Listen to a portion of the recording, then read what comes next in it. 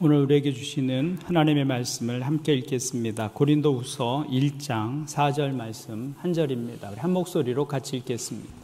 고린도후서 1장 4절 말씀 함께 읽습니다. 시작.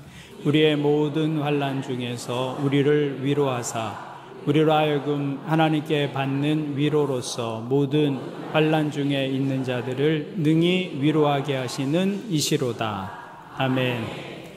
우리 함께 읽은 말씀을 가지고 이대희 장로님, 위로받은 자, 위로하는 자라는 제목으로 말씀을 전해 주시겠습니다. 하나님을 또 새롭게 만나는 시간 되기를 바랍니다. 우리 박수로 한번 맞이해 주시겠습니까?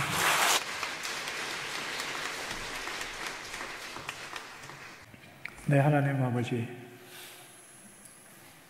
정말 감사를 드립니다. 우리가 매일매일같이 우리 하나님 앞에 감사해야 하는데, 특별히 오늘은 추수감사주일로 저희들 하나님 앞에 1년을 돌아보며 감사를 드립니다. 한결같으신 우리 하나님의 은혜를 잊지 않고 살아가기를 원합니다. 하나님께서 베풀어 주신 그 은혜로 세상에 그 은혜들을 전하는 저희들 될 수 있도록 도와주시옵소서. 감사하고 예수님 이름으로 기도합니다. 반갑습니다. 저는 이게 사람을 궁금하게 하는 게 굉장히 재밌어요. 제 아내가 그것 때문에 골탕을 좀 먹긴 합니다.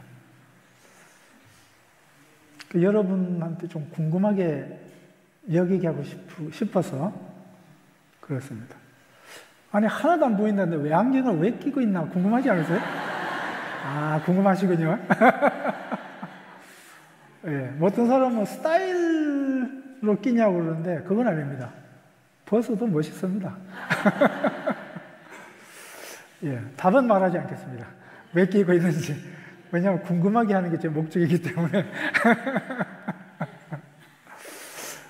예. 오늘 지금은 저희 확신과 확인에 대해서 좀 말씀을 나누고 싶습니다. 확신은 믿음입니다. 그죠? 확신하는 거죠. 그럼 확인은 뭐냐 이거죠. 저는 하나님께서 제가 보이지 않게 하신 것이 저를 벌 주기 위해서 그런 것 아니라고 믿습니다. 확신합니다. 제가 생활하면서 당하는 어려움들이 있었습니다. 잠깐 오해를 할 때가 있죠. 하나님 왜 나한테 이러시지? 그런데 제가 하나님의 의도를 깨닫고는 어려움이, 내게 주신 어려움이 나를 멸망시키기 위해서, 나를 망하게 하기 위해 주신 어려움이 아니구나 라는 것을 알게 됐습니다. 확인은 어떻게 하느냐? 확신은 우리 믿음이니까, 말씀이 있으니까. 하나님께서 나를 사랑하신다, 나를 구원하신다, 나를 돌보신다, 그런 확신이죠. 확인은 뭔가요? 확인 과정이 없는 확신은 어떤 데는 지쳐요. 왜냐하면 확인을 못했기 때문에. 제가 오랫동안 가까이 지는 한 분을 위해서 기도를 하고 있어요. 많이 어려운 분이에요. 기도한 지가 20년이 넘었어요. 하나님이 아직도 기도를 들어주시지 않고 있어요. 저는 하나님이 그분을 사랑한다고 확신합니다. 그런데 확인이 안 되니까 지치는 면이 있어요. 그렇지만 기다려야죠. 확인의 과정은 저는 순종이라고 생각합니다. 내가 확신하면서 그 길을 순종으로 가지 않으면 확인이 안 되는 거죠. 확인이라는 과정을 지나면 지날수록 내 확신은 점점 굳어집니다. 다시 말해서 믿음이 점점 굳건해져요. 흔들리지도 않습니다. 오히려 기대가 되죠. 아, 또 하나님이 이 일을 통해서 뭘 하시려고 이러시나. 저희가 한국을 떠나서 미국을 왔을 때 그 유학 생활 혹은 그 이후에 제 삶에서 하나님께서 제가 가졌던 확신 가운데 때마다 그걸 확인하게 해주셨어요. 하나님이 정말 나를 사랑하시는구나.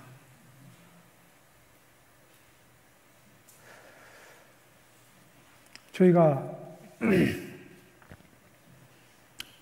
한 학기 생활비, 한 학기 등록금 2달 생활비로 미국에 왔습니다.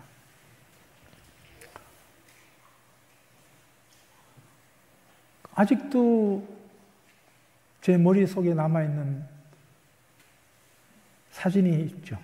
한 장면의 사진. 그 이스트 랜싱이라는 공항에 저희가 내렸는데 아주 경비행기였어요. 시카고에서 갈아탔습니다. 거기에 도착하고 사람들이 금방 공항이 적으니까 한 40명, 50명 타는 비행기였어요. 사람들이 금방 빠져나가고 저희 가족만 이제 공항에 남겨졌어요. 2개의 이민 가방을 이제 길에서 마음을 추스리고 있었습니다. 내가 여기서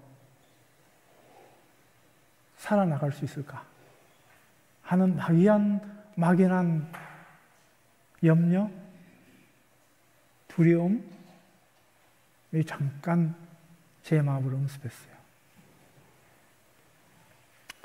한 10분, 15분 정도 앉아 있은 것 같아요. 그리고 저희가 이제 한국 학생회에 연락을 해서 유학 생활이 시작이 됐습니다. 그때 그 장면, 내가 이곳에서 과연 꿈을 이루고 나갈 수 있을까 하는 막연했던 그 두려움들, 하나님께서는 제가 평소에는 안 보여주세요. 약간 마음이 흔들리거나 해이해지거나 딴 생각을 할 때 하나님이 제게 그 장면을 보여주세요. 네가 그때 모습을 생각해 보라고 하나님께서 그 장면을 저한테 보여주시면 저는 꼼짝을 못합니다. 저희가 공부 다 마치고요, 직장을 얻어서 학교를 떠날 때 마치 야곱과 같았습니다. 아들 셋에 한 15만 불 캐시를 가지고 공부를 마치고 그곳을 떠났습니다. 참 신기한 일이었어요. 유학 생활 동안에 저희가 하는 아주 사소한 기도까지 다 들어주셨어요. 아주 사소한 기도입니다. 아니요, 기도 안 한 것도 하나님이 들어주셨어요. 정말 신기한 체험을 했습니다. 제가 유학을 떠날 때에 하나님 앞에 서원한 것이 있었죠. 내가 땀을 흘려서 거둬들인 수입은 하나님 11조를 하겠습니다. 하나님께서 저희 가정을 지켜달라고 한 서원이었어요. 마치 야곱이 베델에서 하나님 제가 다시 여기로 돌아오게 하시면 제가 그곳을 베델이라고 하겠습니다라고 한 것처럼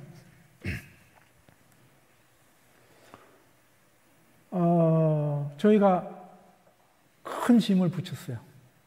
돈을 안 가지고 이제 가니까 이것저것 다 가져갔습니다. 굉장히 많은 짐이었어요. 그때는 보낼 때는 몰랐습니다. 그런데 이제 배로 붙인 거죠. 우리가 도착한 뒤에 트럭 기사분이 전화가 왔어요. 언제 짐이 배달될 건데 갈 거라고. 그래서 우리가 알기로는 디트로이트 항구까지만 오고 우리가 그걸 가져오는 걸로 제가 알고 있었거든요. 근데 도어 투 도어로 짐이 배달이 됐어요. 그 트럭 운전사랑 저랑 제 아내랑 또 옆집까지 도와서 그 짐을 집으로 옮기는데 한나절이 걸렸습니다. 어마어마하게 큰 트럭이 왔어요. 우리는 그렇게 짐을 많이 보낸지 몰랐습니다. 그러고 나서 시카고에 있는 그 운송업 담당한 미국애가 전화가 왔어요. 자기 실수로 배달을 우리 집까지 해줬대요. 그래서 제가 그럼 어떡하냐, 아직 내가 학생이라서 돈이 없는데 그랬더니 자기가 한 실수라서 괜찮다고 그래요. 우리가 그 짐을 가지러 갔으면 그 왜 바퀴 여러 개 달린 트럭 있잖아요. 큰 트럭. 우리 캠퍼스에 커브 틀기도 힘든 그런 큰 차가 와서 한낮을 옮겼으니까 웬간한 트럭으로는 되지도 않는 거예요. 저희가 겪은 첫 번째 기적이었어요.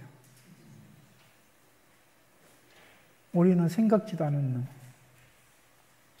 그 일을 하나님께 해주셨습니다.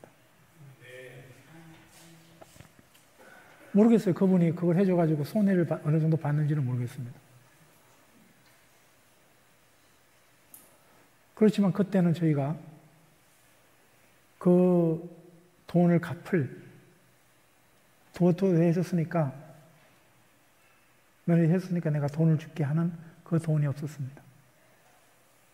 저희가 일주일 생활비를 25불을 썼습니다. 25불은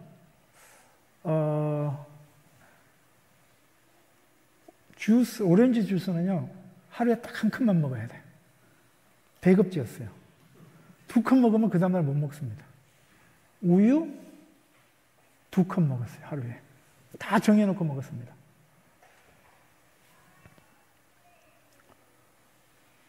이제 생활비는 저희가 벌어서 살아야 됐습니다. 그런데 여러분, 결론적으로 얘기했지만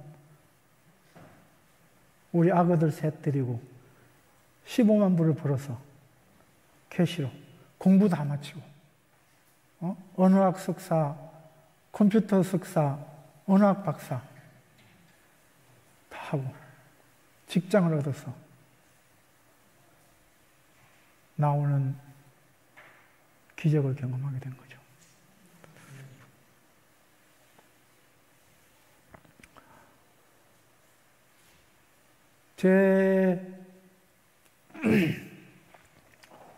그러니까 25불로 일주일을 살았으니까 그때 집세가 한 240불 했습니다.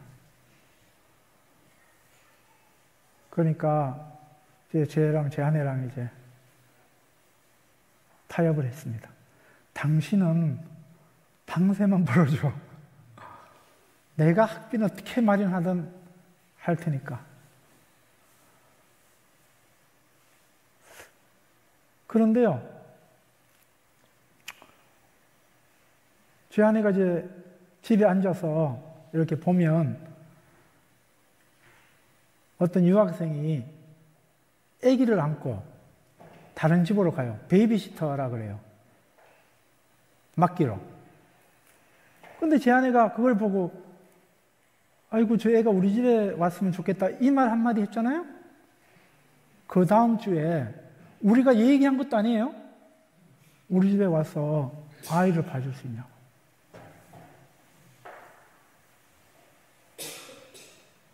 하나님이 그런 섬세한 도움이 없었으면 저희는 아마 공부를 못 마치고 나왔을 겁니다. 한 학기 그 외국인 학생은 거기 있는 그 원래 그 주민, 그 주에 사는 학생보다 한 3배 정도 비싼 등록금을 내요. 한 학기가 끝났습니다. 그래서 3배 된 학비를 낼 수가 없으니까 한 학기 끝난 다음에 성적이 괜찮았습니다. 그래서 그걸 들고 학과장을 찾아갔어요. 면담을 신청을 했죠. 학과장한테 이렇게 얘기했습니다. 나는 학교에 장학금을 안 받으면 공부를 할 수가 없어요. 그런데 보다시피 제가 이렇게 열심히 공부를 했는데 학과에서 좀 도와줄 재정이 있는지 물었습니다. 그냥 물은 거예요. 가서 그냥.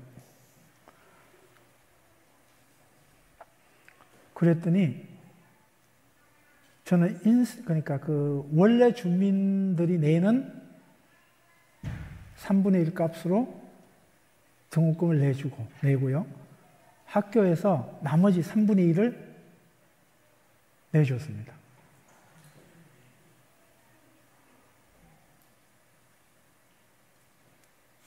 하나님께서 정말 섬세하게 저의 가는 길을 도와주셨어요.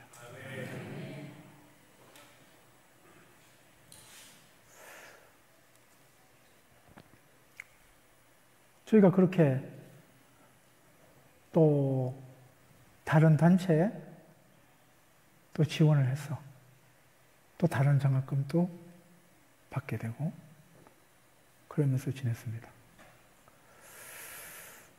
그런데 말이에요, 여러분, 이 사람이 참 나쁜 게 있어요. 그때 저희가 장학금을 받고 해서 11조를 260불을 내야 됐었어요. 25불로 생활할 때입니다. 260불을 이제 11조를 써야 되잖아요. 그죠? 내야 되는 거예요. 우리 하나님 앞에 약속한 겁니다. 그리고 하나님께서 저의 모든 사소한 것을 다 들어주시고 인도해 주셨어요. 그런데 그 260불을 내는 그때였습니다. 다음 주에 내자. 한 주 미뤘습니다. 그 다음 주가 됐어요. 좀 더 생각해 보자. 그리고 또 한 주 미뤘습니다.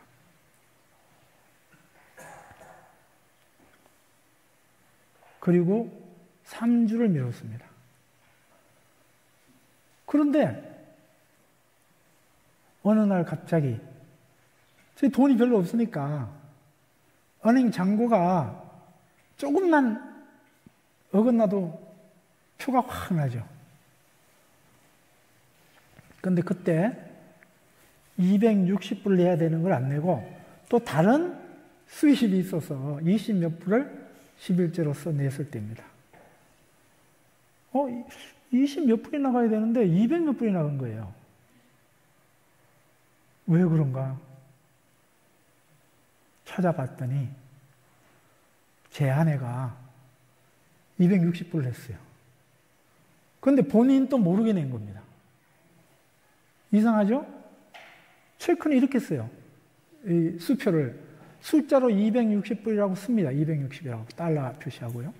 그것만 쓰는 게 아니고 그 다음에 말로 우리 한국말 따면 260불 이렇게 또 써요. 말로 또 씁니다. 두 번을 써야 돼요. 숫자로 쓰고 말로 씁니다.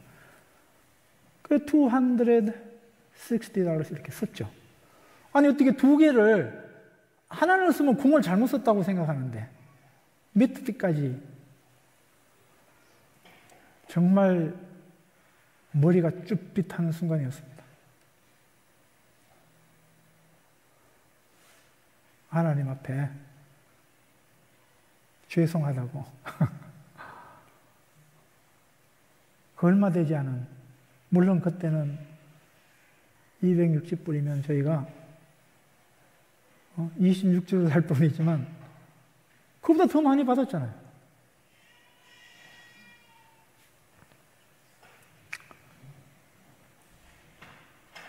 또 이런 일이 있었어요.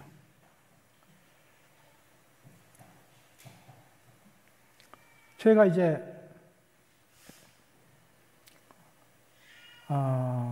거기서 소리 나는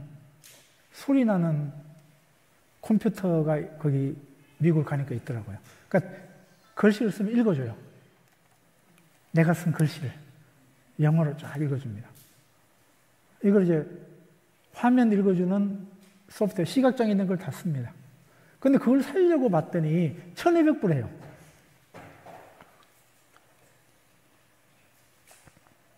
살 여력이 안 되잖아요. 그때 이제 고민을 했습니다.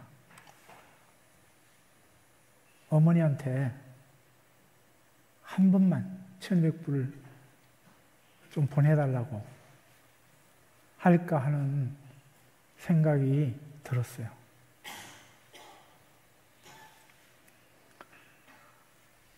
잠깐 드는 생각이었습니다. 그런데 아니 내가 하나님만 의지해서 온다고 결심을 하고 왔는데 그 몇 달 사이에 그 마음이 흔들리는 겁니다. 그래서 제가 기도하던 중에 내가 만들지 뭐. 그때 저는 언어학 석사를 하고 있었습니다. 컴퓨터 쪽은 공부한 적이 없어요.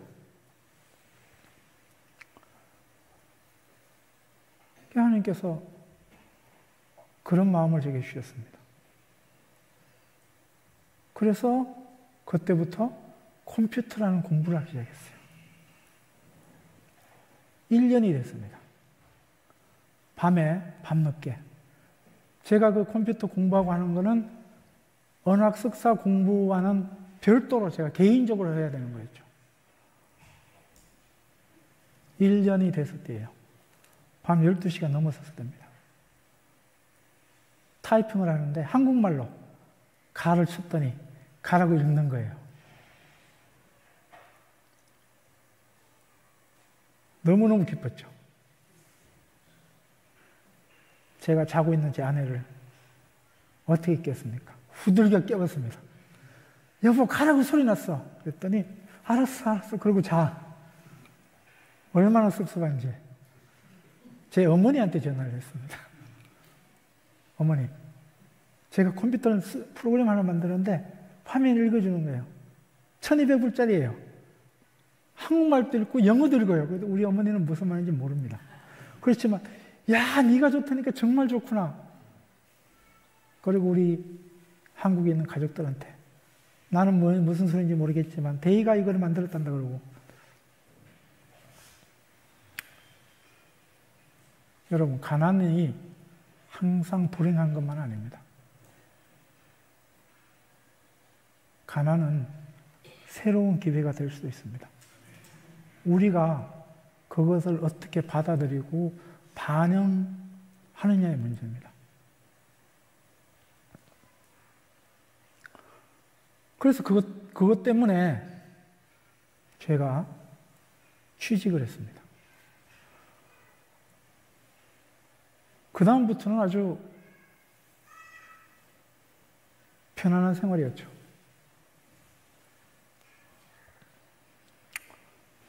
그런데 말이에요.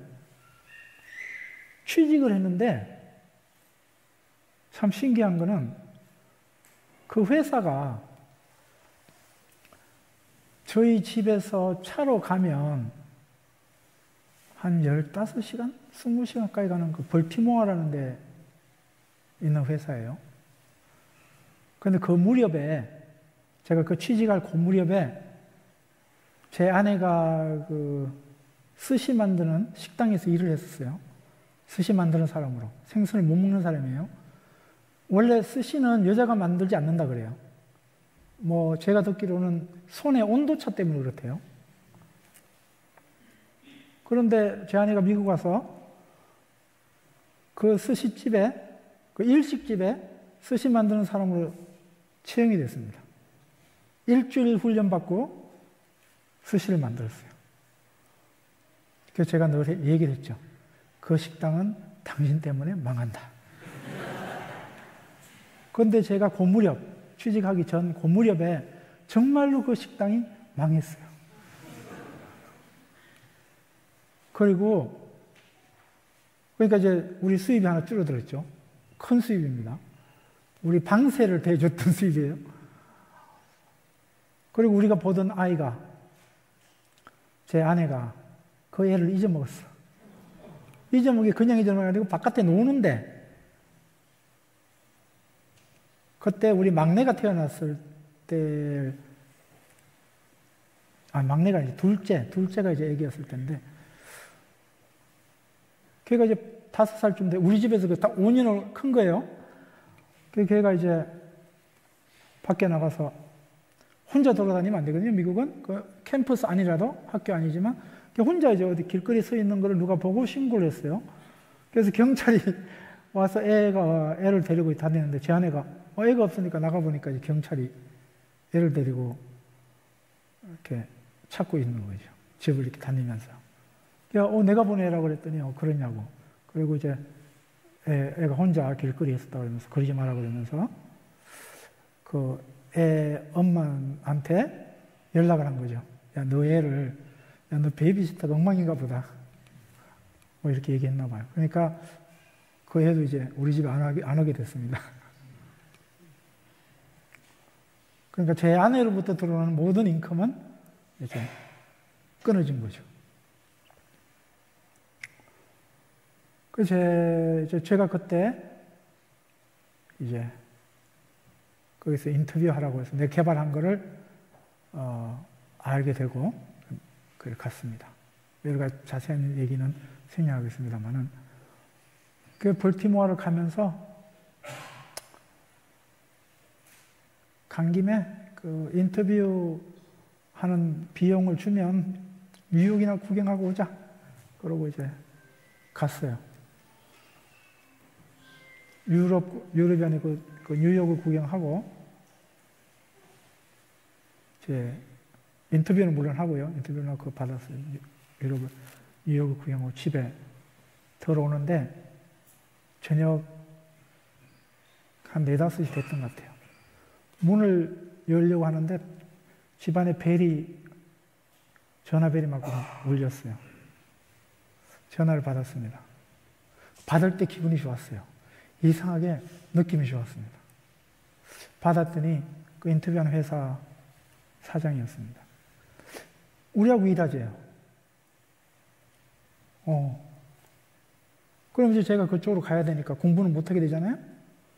그럼 내가 언제 갈까? 언제 이사 갈까? 그랬더니 아니, 이사 오지 말고 거기서 하래요. 그때는 리모트 잡이 없을 때입니다. 고맙다고 그러면서 끊었죠. 하나님이 그렇게 선택하세요. 공부하면서 일하게 해주셨습니다.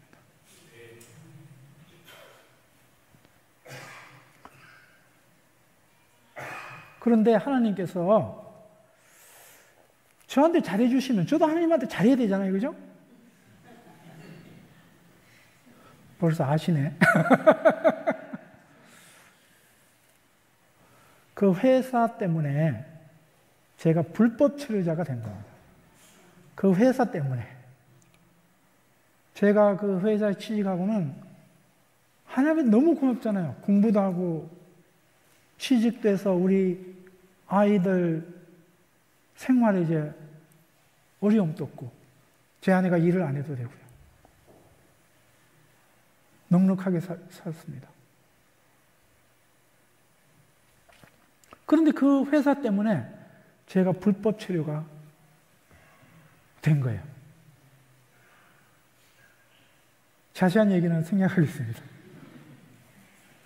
학교에서 오라 그래서 편지가 왔어요. 너 왜 외국인 학생은 풀타임, 그러니까 들어야 되는 과목 수가 정해져 있습니다.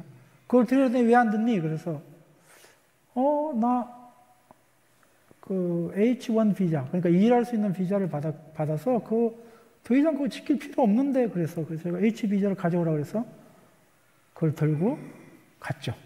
학교 안에 있는 이민국 사무실 학교 안에 있습니다. 외국인들을 관리하기 위한 외국 학생들. 그래서 당당하게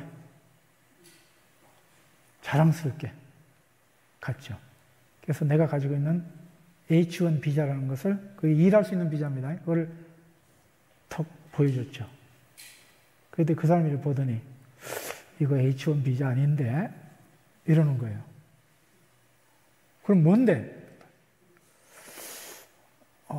네 변호사하고 얘기하래요. 너무 황당했죠. 그럼 어떻게 되느냐 그랬더니 더 이상 얘기를 하려고 하지 않아요. 네 변호사랑 얘기하래요. 변호사를 만났습니다.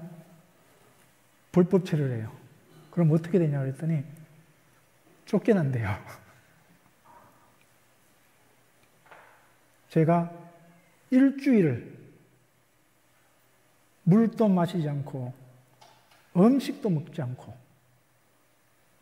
누웠습니다. 누워서 뭘 했겠습니까? 아닙니다. 하나님 저한테 왜 이러십니까? 제가 하나님이 허락해 주신 그 직장으로 인해서 하나님 앞에 제가 얼마나 감사를 했는데 이렇게 대하십니까? 하고 하나님한테 원망 아니 원망을 하게 됐습니다. 그런데 그때가 마치 사순절 새벽기도회가 이제 시작되는 주간이었어요. 그래서 이렇게 누워있을 게 아니고 40일 사순절 새벽기도를 가자. 그리고 제 아내랑 이제 새벽기도를 이제 가기 시작했습니다.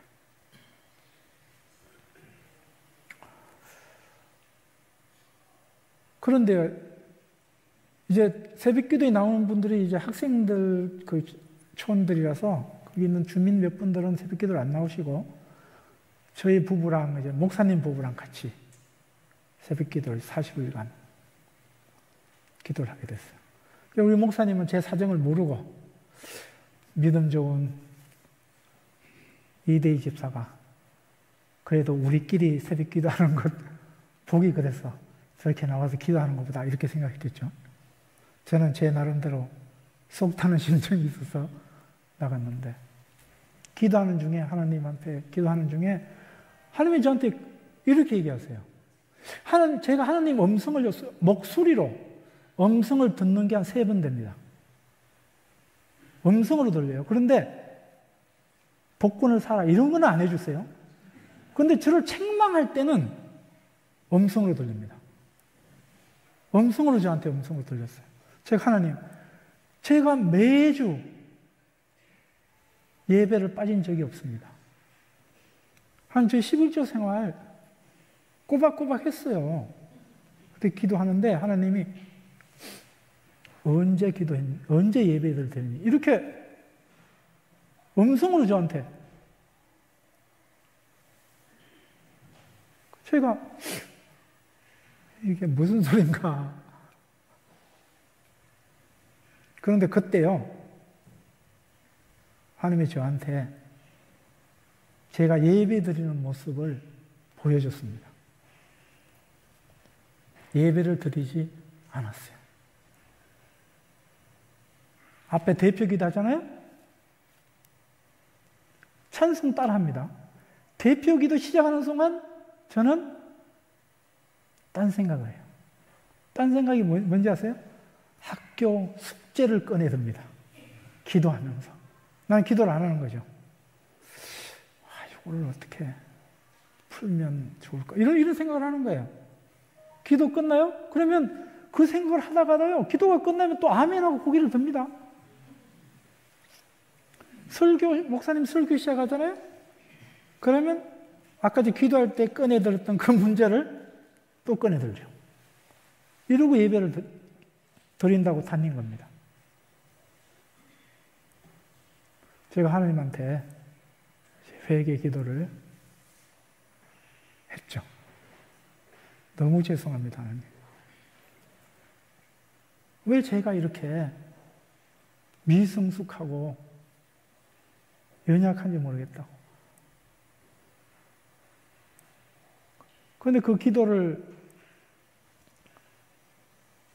하는 동안에 이제 40일이 이제 다 돼갈 무렵이었습니다. 꽤 기도하는데 제 마음에 이런 마음이 들었어요. 회개도 열심히 하는데 제 마음에, 아니 내가 쫓겨난다고 해서 왜 이렇게 마치 내일이 없는 사람처럼 왜 이러고 있지? 아니 한국에 가면 한국에는 하나님이 안 계신가? 하는 생각이 들었어요. 40일 기도를 끝내고 이민국에다가 편지를 썼습니다. 변호사는 가만히 있으라고 얘기했어요. 너는 편지를 쓰는 순간, 아니 거기에 레포트하는 순간 이미 외국인으로서 받아서는 안 되는 월급을, 페이책, 월급을 받았기 때문에 이미 그 자체가 불법 체류, 불법이라는 거죠. 그래서 너는 추방되는, 그러니까 자기가 거기서 반응 올 때까지 그냥 가만히 있으래요. 그렇지만 저는 편지를 썼어요. 내가 가지고 있던 그 절반짜리 H1 비자를, 절반짜리였어요. 비자를 첨부를 했어. 편지를 썼습니다. 나의 무식함을 이해해 달라고. 원래는 프로세스가 2개였는데 제가 한 개만 하면 되는 줄 알고 한 개만 했습니다. 제가 나쁜 의도로 가진 건 없습니다. 이러고 쭉 편지를 써서 보냈어요.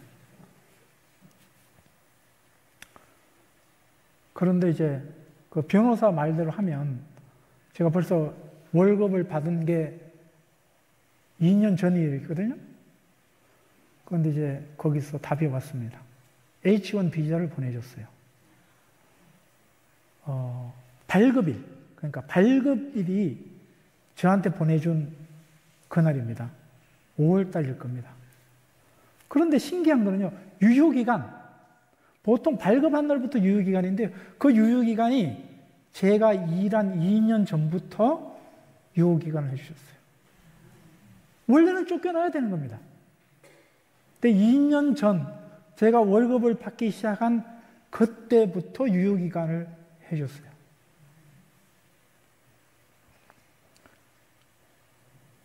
하나님은 그 일, 그러니까 제가 불법 체류자 위치로 상태로 가게 된 그 과정이 저를 망하게 하려고 하신 게 아니죠.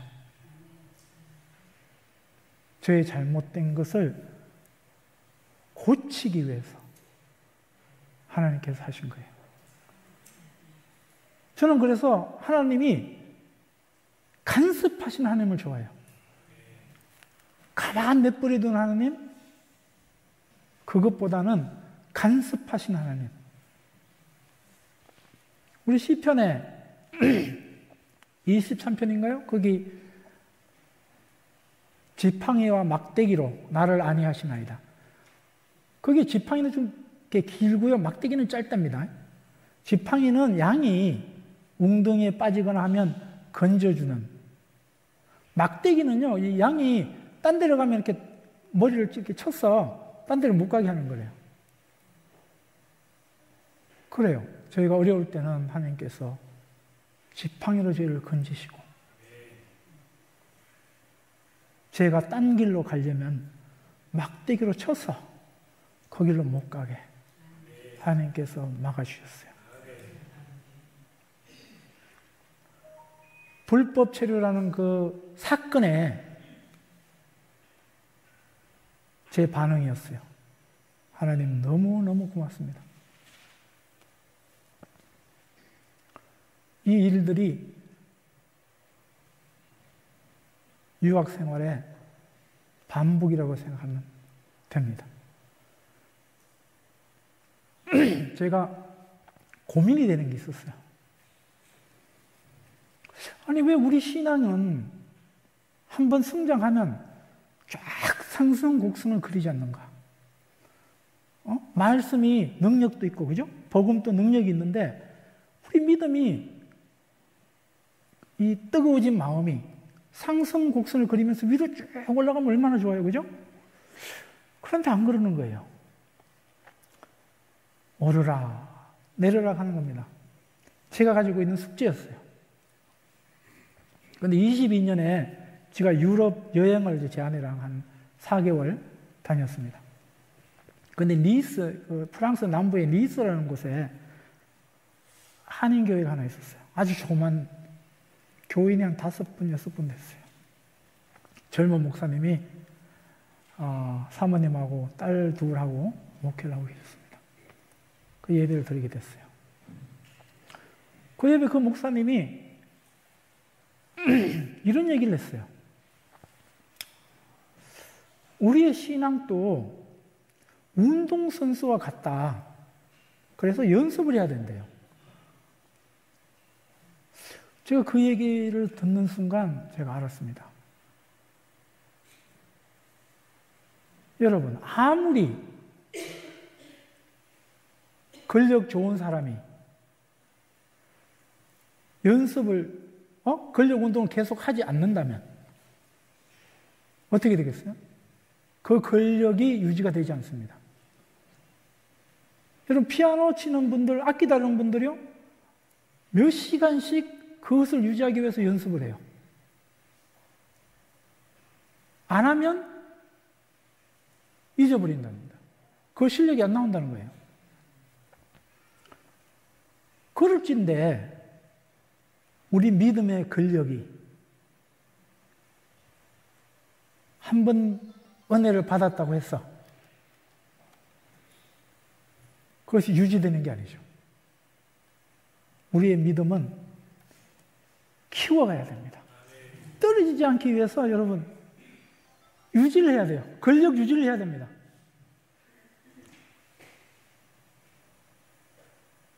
저희가 겪은 그 삶도 마찬가지였어요.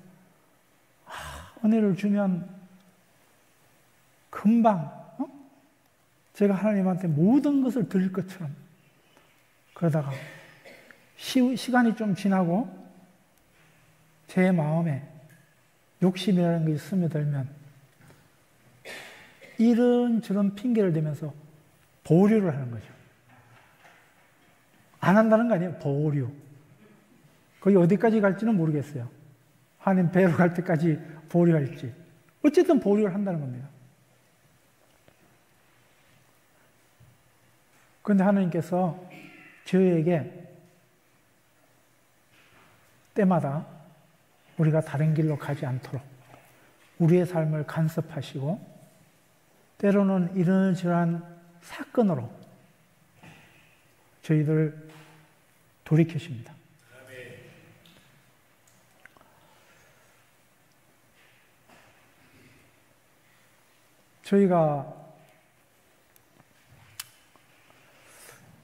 저는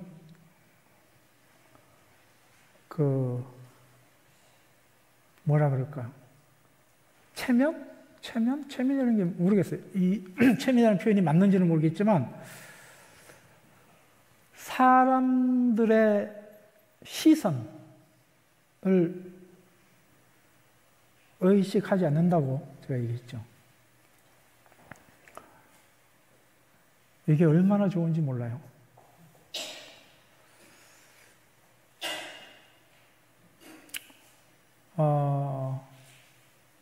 저희가 이제 공부하는 과정에 이제 거기 학교 안에 5만 명이 모이는 그 미식 축구, 풋볼이라고 그러거든요. 미국에서 풋볼이라고, 우리 발로 차는 그거는 사크라고 그래요. 사크라고 그러고, 그 풋볼은 미식 축구를 미국에서는 풋볼이라고 그럽니다. 한 5만 명이 들어가는 데가 있어요. 그 경기를 하면요, 5만 명이 더 모입니다. 그러니까 그 사람들이 이제 맥주, 콜라 이런 깡통들을 먹어요. 어마어마하게 모입니다. 그걸 이제 한 깡통 한 개에 10센트를 줘요. 10센트면 요새 얼마잖아? 한 140원?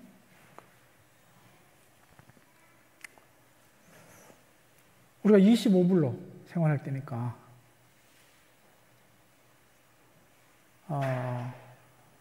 10개를 주면 1불이에요. 그전에는 뭐 그걸 줍는 게 아니고 제 아내랑 산책하다가 뭐 하나 떨어졌으면 죽고, 그러면 그래서 이제 일주일 동안 뭐 주면 어떤 데는 10개 있으면 1불 되잖아요? 그럼 저희는 10센트를 11조로 냈습니다. 이름을 써서 냈어요. 교회에 그런 움직임들이 있었습니다. 헌금을 하는데 이름 쓰지 말자고. 이름을 왜 쓰냐고. 하나님이 알아봐 주면 되지.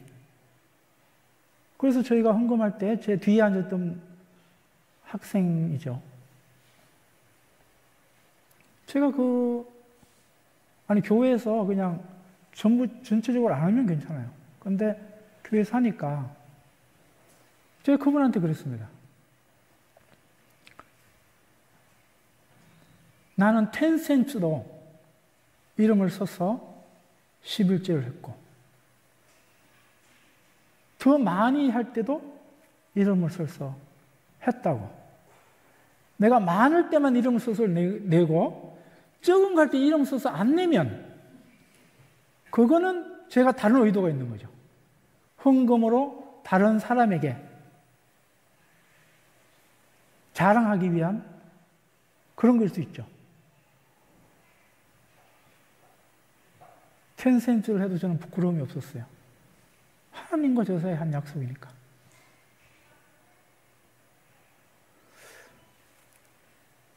그런데 이제 그 풋볼을 하면 생각해 보세요. 5만 명이 모여서 그냥 앉아서 생각하는 거예요. 그죠? 한 사람이 5캔만 먹으면 와, 돈이 얼마야?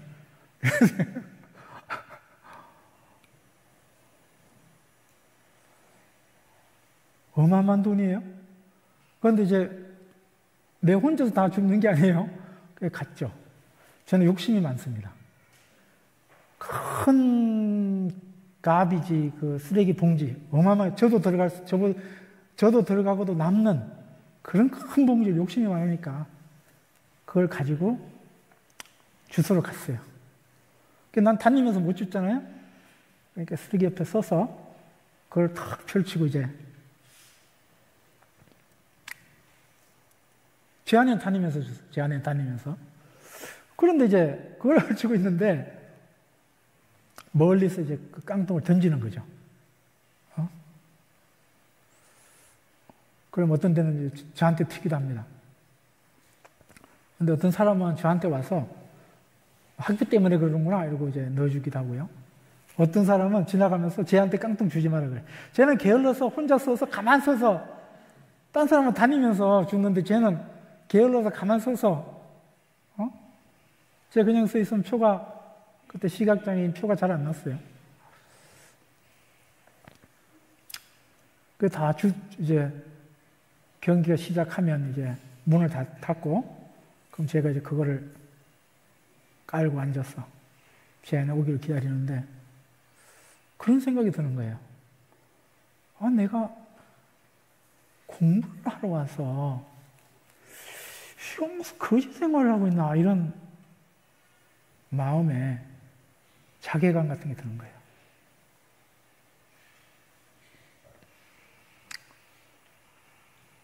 그리고 이제 어쨌든 그날 주성은 다 처리해서 돈으로 바꾼 뒤죠. 혼자 밤에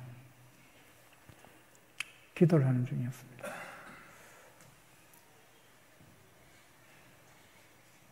하나님, 지금 내가 하고 있는 일이 이게 맞는 거예요? 그러고 기도하고 있을 때였어요. 근데 하나님이요, 저한테 이렇게 얘기하셨어요. 너가 예전에 한국에 있을 때 길거리에서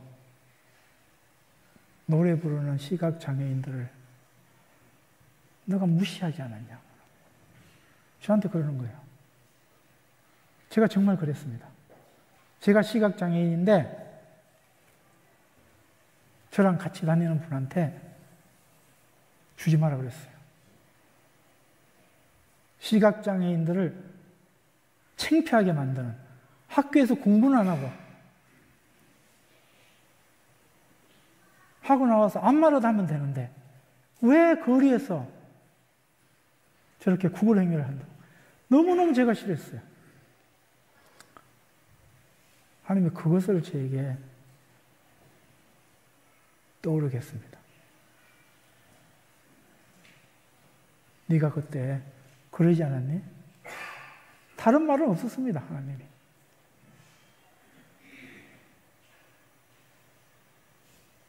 제가 그때부터 어떤 사람의 직업 혹은 생활 거기에 대한 편견이 완전히 없어졌어요.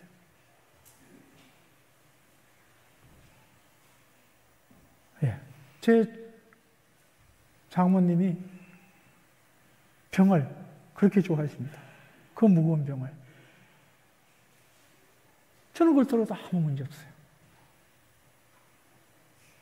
오히려 다른 사람이 창피하죠. 아무 문제 없어요. 아무렇지도 않습니다.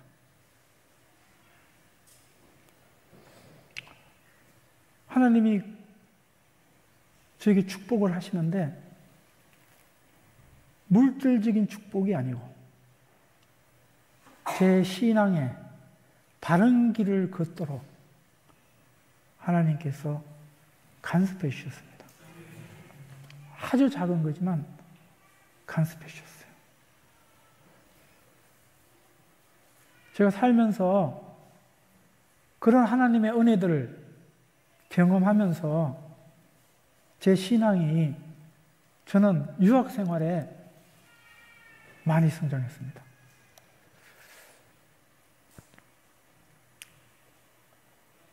하나님께서 제게 순간순간마다 내 나이하고 상관없어요. 그때마다 하나님께서 그 상황에서 하나님을 알게 해주신 은혜가 있었어요. 제가 중학교 2학년 때 일이었습니다. 어릴 때 얘기예요. 새벽에 한 새벽 5시 됐는데 동네 아저씨가 저희 집 문을 막 두들겼어요. 저희 어머니가 일어나서 누구냐고 했더니 우리 동네 아저씨예요. 저희 어머니가 저 때문에 그렇게 우는 걸 많이 보셨어. 그런데 그분이 와서 빨리 옷 입고 나가세요. 왜 그러냐고 이 새벽부터 그랬더니 자기 누님이 있었는데 자궁암이었는데 거기 가서 다 났대요. 그래서 그 얘기를 듣는데 아주머니가 생각이 나서 이렇게 쫓아왔다고. 그래서 그래? 그럼 가야지. 그리고 자고 있는 나도 깨워서 불광동에는 어딘가 갔어요. 어떤 집이에요. 마루가 있었어요. 사람들이 누워있어. 그 저보고 그게 누우래. 한 군데 누웠습니다.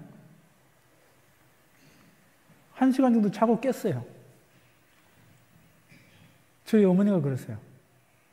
너 어디 아팠니? 아니요, 안 아팠죠. 자고 일어났는데 네가 누워 자는 동안에 끙끙 앓더래요.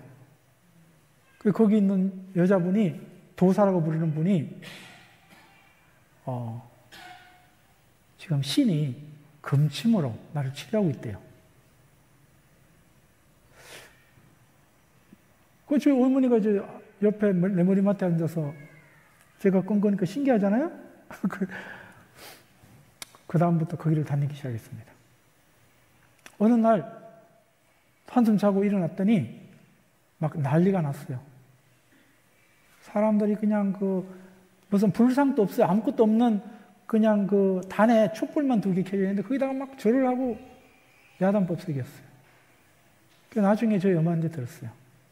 한 여자분이 저처럼 누워있는데 잠을 안 자고 누워있으면서 말을 계속했는데 그 도사라는 분이 이제 얘기 그만하고 가만 계세요 이러는데 그걸 안 멈췄대요. 저희 어머니가 보고 한 얘기예요. 그런데 그 여자분이 갑자기 혀가 꼬여서 호흡이 곤란해져가지고 그 여자분 도사 얘기로는 신이 노했다고 하면서 신기하잖아요, 그죠? 내가 여기 다니면 보이겠다. 아니, 그때 보였어요. 눈이 완전히 회복되겠다 하는 생각이 들었습니다. 그때 제가 교회를 다니고 있을 때예요. 그런데 부산에서 간호대를 다니는 저희 둘째 누님이 올라오셨어요. 저희 어머니가 누님한테 그 얘기를 했죠.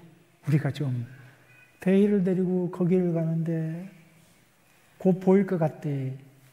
신기하대. 이러면서 얘기를 했더니 저희 누님이 가만 듣고 우리 집안에 복음을 전한 분이에요. 그분이. 가만 듣고 있더니 엄마 그러면 안 되지.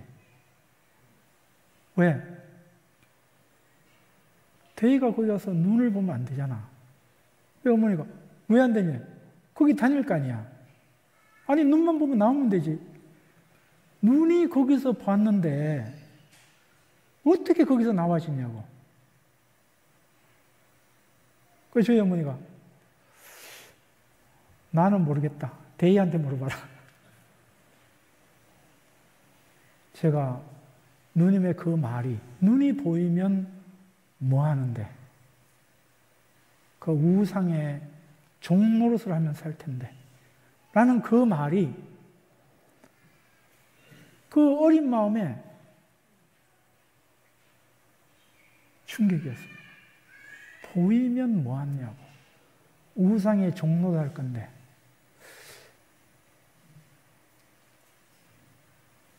보이는 것보다 더 중요한 게 있다는 것을 우리 누님을 통해서 제가 중학교 2학년 때입니다.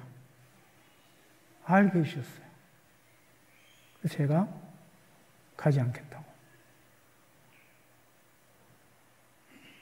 그래요. 우리의 좋은 일이 눈이 보이는 것, 좋을 수 있어요. 보이는 것이 목적이 되면 그렇게 되는 거죠. 여러분, 문제 해결만 목적이 되면 잘못 갈 수 있는 거예요.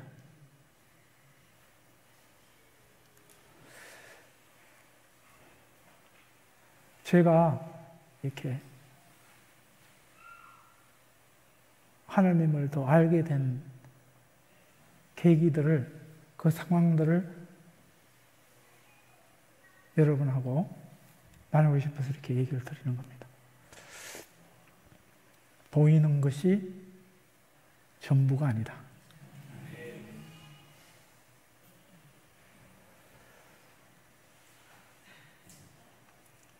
우리가 살아가는 데 있잖아요. 각자의 꿈도 있고, 그죠? 환경도 있고, 처지도 있고, 여러 가지가 있을 수 있습니다.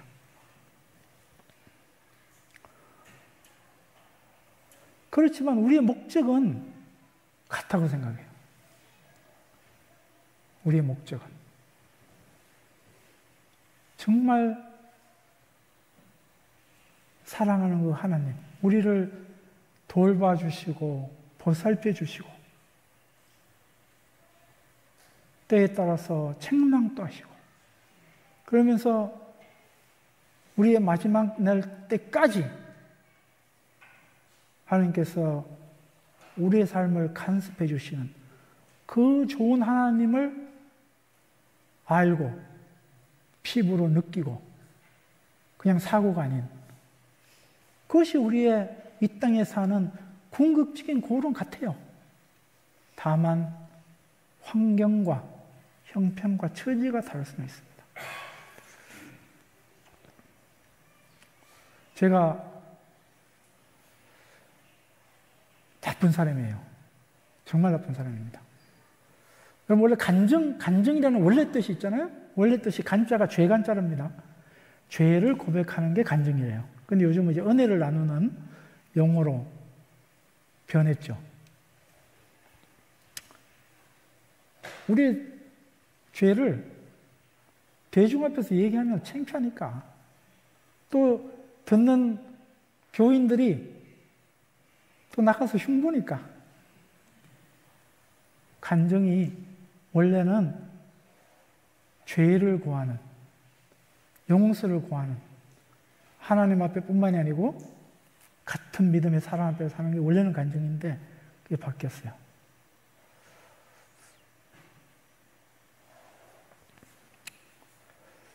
제가 얼마나 나쁜 놈인지 한번 생각해 보세요. 나쁜 사람이라도 나쁜 놈이 좋은 것 같아요. 제 아내가 이제 일본 식당에서 스시를 하러 저녁에 주러 갑니다. 그때는 아직 제가 소리 나는 컴퓨터가 없을 때예요. 개발하기 전입니다. 그러면 저녁에 가서 거기서 일을 하고 돌아오면 저녁 한 10시쯤 돼요. 힘들겠죠? 그럼 이제 제 숙제를, 컴퓨터 숙제를 하는데 소리가 안 나니까 옆에서 와이프가 화면을 보고 읽어줘요. 근데 10시쯤 와서 나는 내 숙제를 해야 되니까 12시든 1시든 상관이 없어요. 근데 와이프는 얼마나 힘들겠어요. 그걸 읽어주다가 졸아요. 힘드니까. 그러면 제가 아내가 불쌍하구나. 힘들게 일하고 와서 또 내 컴퓨터 읽어준다고 저렇게. 라는 마음이 들어야 정성이잖아요. 그죠? 가서 찬물로 세수 좀 하고 오라고.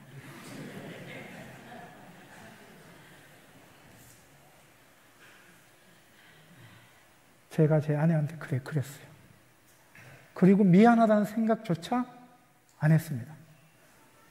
당연히 그래야 하는 걸로 생각을 한 거죠.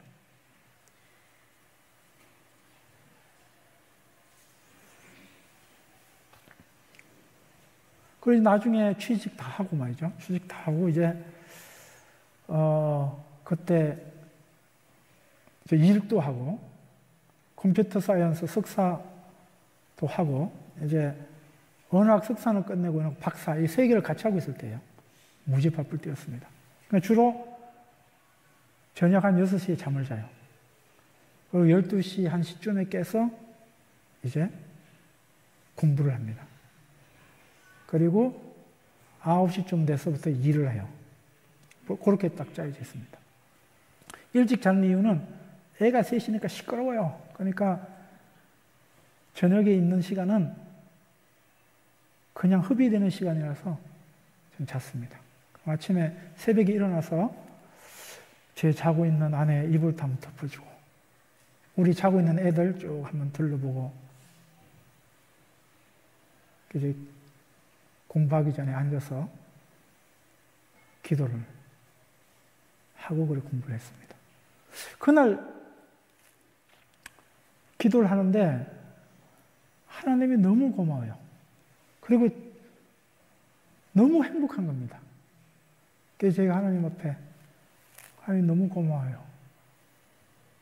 그 우리의 어려움들을 하나님께서 다 없이 해주시고 제 아내랑 제 세 아이들이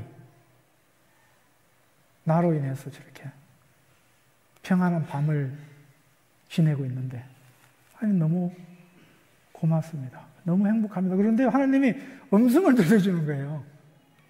제가 그랬죠? 책망할 때는 음성을 들려주셨다고? 니만 행복하면 어떡하냐고 그래요. 네. 니만 행복하면 어떡하냐고. 그때 제가 제 아내한테 한 일들 그걸 하나님이 저한테 쭉 이렇게 생각나게 하시는 거죠.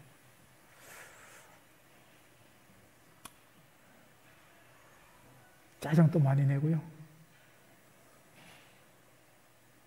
예. 나쁜 말도 많이 하고요. 그랬어요. 제 아내는 이제까지 살면서 저한테 화를 낸 적이 없습니다. 큰 소리로 따진 적도 없어요. 진짜 화나면 혼자 어디 가서 울고 나와.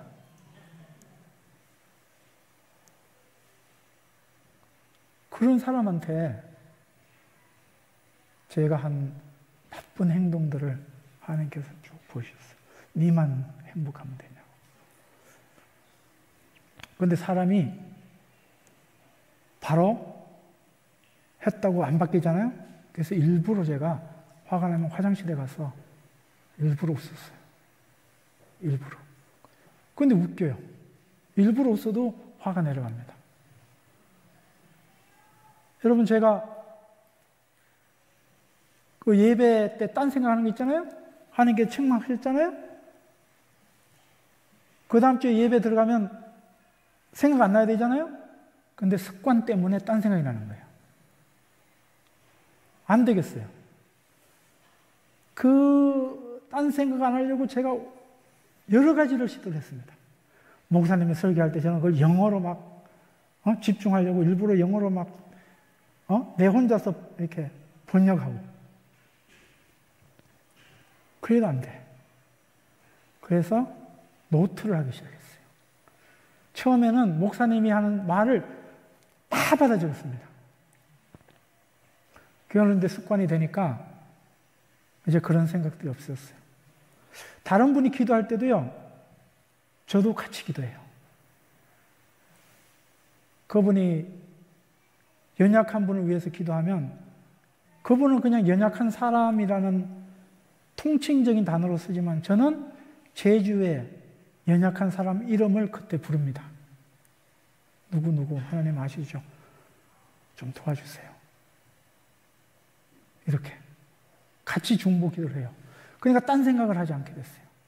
우리 몸은 바로 은혜를 받았다고 해서 바로 바뀌지 않아요. 연습을 해야 됩니다. 연습을. 그래서 저도 화가 나는 그 일을 없애기 위해서 화나면 화장실에서 쫓아가서 일부러 웃었어요.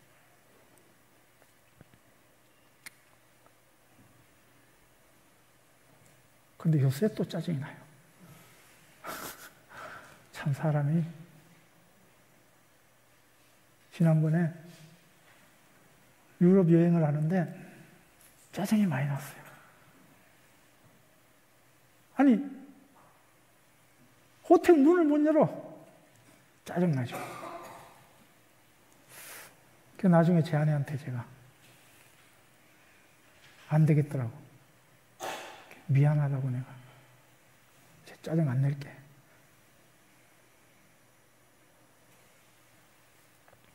연습이 필요한 것 같아요.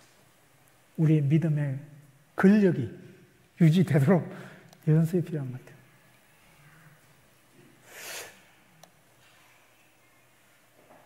같아요. 하나님께서 저희 가정을 보살펴서 이제 그 곳을 떠나게 됐죠. 말씀드린 대로 에셋을 데리고 떠나게 됐습니다. 제가 논문 통과하는 날 이제 교인들과 우리 과 사람들이 막 와서 축하를 해줬어요. 그리고 이제 취직도 되고 이제 의사를 가면 되는 거예요. 그 전날, 그날이죠. 그날 이제 다 가고 나서 또 새벽에 일어나서 말씀을 보던 중에 지금 이 본문 말씀을 보게 됐습니다. 고린도 후서 말씀입니다. 제가 다시 한번 보겠습니다. 저는 우리 2부 예배 때 불렀던 그 찬송 382장, 제가 그 찬송은 제 삶의 감정적 찬송입니다. 미국으로 갈 때에 제가 그 찬송을 우리 가족의 그 찬송으로 삼고 왔어요. 그 하나님이 그 찬송대로 다 해주셨습니다. 잊을 수 없는 그 말씀이에요. 그런데 이제 공부가 끝나고 이제 그곳을 떠날 때 하나님께서 이 고린도후서 1장 4절 말씀을 저한테 주셨습니다. 제가 읽겠습니다. 우리의 모든 환난 중에서 우리를 위로하사 우리로 하여금 하나님께 받는 위로로서 모든 환난 중에 있는 자들을 능히 위로하게 하시는 이시로다. 저는 이제까지 이 고린도 후서 1장 4절을 보기 전에는요, 앞에 절만 가지고 고마워했어요. 네, 제가 환난 중에 있을 때 하나님이 나를 위로해 주셨지. 얼마나 고맙습니까? 그런데 후서 1장 4절의 뒷귀절은 그게 아니었어요. 저는 앞귀절만 주로 생각을 하니까 하나님이 내 믿음을 보시고 이렇게 해주시구나 라고 했는데 완전 착각이었습니다. 하나님이 저를 도우시고 위로하시고 베푸신 은혜는, 야, 네가 믿음 생활 잘했으니까 내 해주는 거야, 가 아니에요. 내가 너 위로해줬지? 이제 너 학교를 떠나서 일터로 나가면 네 주위에 위로할 사람 많다? 내가 그 사람 위로해 주라고 너 위로해 준 거야. 이 말씀을 하시는 겁니다. 네, 역시 저는 좀 모자르는 것 같아요. 이런 하나님의 큰 뜻을 늦게 깨닫는 거예요. 처음부터 깨달으면 얼마나 좋습니까? 그런데 늦게. 너 믿음 좋다고 해서 내가 위로해 준 거 아니야. 너 위로 그 공짜 아니야. 세상 가운데 위로받을 사람 정말 많아.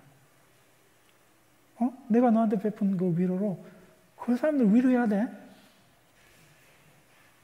하나님이 물으실 거야. 자, 몇 사람 위로했냐? 이러고 저한테 아마 물으실 겁니다. 그래요. 신앙은 결코 이기주의가 아니에요. 이타주의입니다. 제가 이 말씀 때문에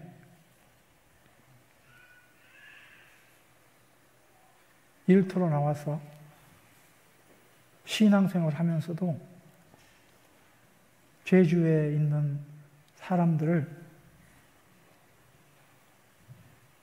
위로했어요. 근데 참 신기해요. 지난번 내가 눈이 안 보여서 유익한 거 얘기한 적 있죠?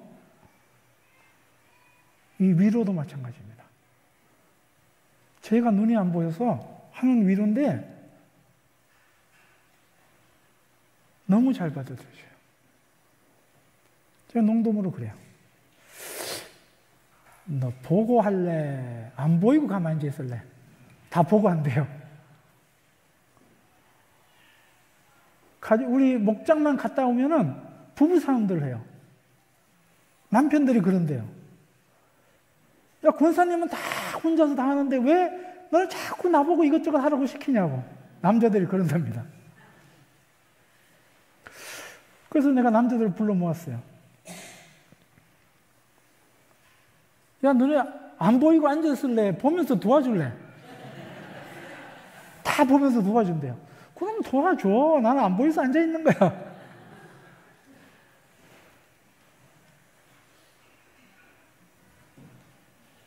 예, 제 친구가 방광암에 걸렸어요. 그 수술하는 것 때문에 고민을 해요. 그럼 아마 방광암을 하면 수술하면 그 옆으로 주머니를 빼야 되는가 봐요. 그 친구 자존심에 그게 허락이 되지 않는 거죠. 그래서 내가 그 친구한테 그랬습니다. 야, 너 안 보이는 것보다 그게 낫지 않냐? 그 주머니 옆으로 좀 뺀다고 해서 뭐가 문제냐고. 안 보이고도 사는데 그걸 좀 뺀다고 너 인생에, 네 자존심에 그렇게 문제가 되냐? 뺐습니다.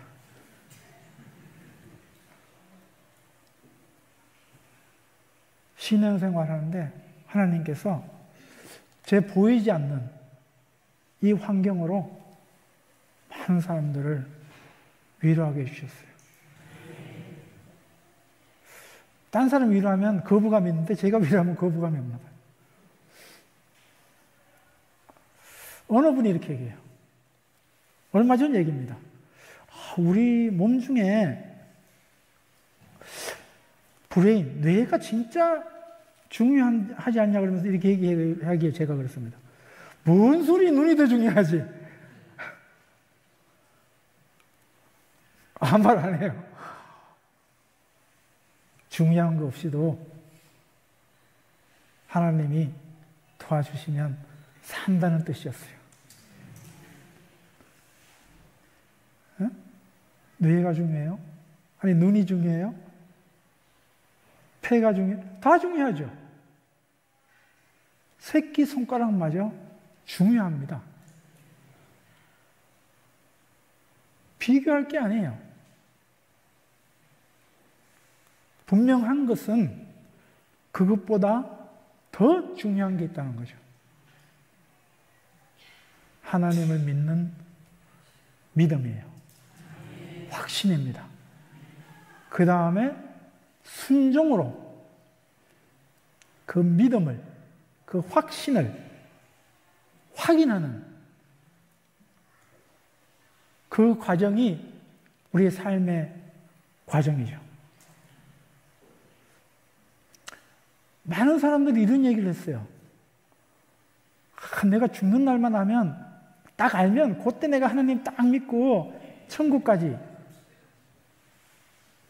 그런데 뜻밖에도요, 그 믿는 사람 중에 그 말에 동의하는 사람들이 많아요. 제가 그렇게 얘기합니다. 믿고 그 믿음 가운데 기쁨을 맛보지 못해서 그러는 거지. 우리 살면서 하나님께서 우리에게 베푸신 그것들을 생각하고 기쁘게 살면 얼마나 믿고 사는 것이 행복하고 즐겁고 기뻐요. 그런데 죽는 날 알았어. 그때 믿고 그거는 그리스도 안에서의 기쁨을 맛보지 못해서 하는 얘기입니다. 원하기는 제가 얘기했죠. 여러분들 삶 가운데 하나님이 내게도 이렇게 하셨지. 그것을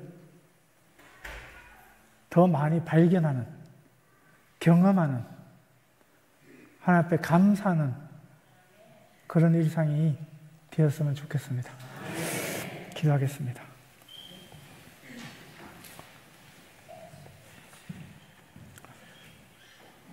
하나님, 너무너무 고맙습니다. 저희들이 하나님을 오해할 때가 너무 많습니다. 조금만 어려움이 생겨도 우리 하나님이 나를 어떻게 이렇게까지 대하시나 불평하기도 하고, 또 어떤 때는 원망하기도 하고, 그렇게 지내온 저희의 삶을 돌이키게 하시고, 우리 하나님께서 저희에게 행하신 일들이 결코 저희들을 해하기 위해서 혹은 망하게 하기 위해서, 벌 주기 위해서 하는 것이 아니라 우리의 길들을 돌이켜서 하나님의 은혜를 더욱 풍성히 여기기 위해서, 누리기 위해서 하신 일로 보게 도와주시옵소서. 하나님께서 저희들이 오해하고 살아왔던, 내가 하나님 앞에 충성해서 제게 이런 복을 주셨구나 했던 그 오해들을 버리게 하시고, 우리 주위에 있는 어려운 분들, 환난 중에 있는 사람들, 고통 중에 있는 사람들, 외로움 가운데 있는 분들, 저희들 예수 그리스도의 마음으로 다가가게 하시고, 그분들과 함께 위로하며 기쁨을 나누며 살아가는 저희들 될 수 있도록 도와주시옵소서. 지금까지 우리 하나님께서 도와주셔서 지금 저희가 이 자리에 있습니다. 앞으로의 삶 가운데도 한결같은 은혜로 저희와 저희 가정과 자녀들을 지켜주시옵소서. 저희를 통해서 하나님 영광 받아주시고, 세상 가운데 그리스도의 사랑들을 증거하며 살아가는 저희들 될 수 있도록 도와주시옵소서. 감사하고 예수님 이름으로 기도합니다. 아멘.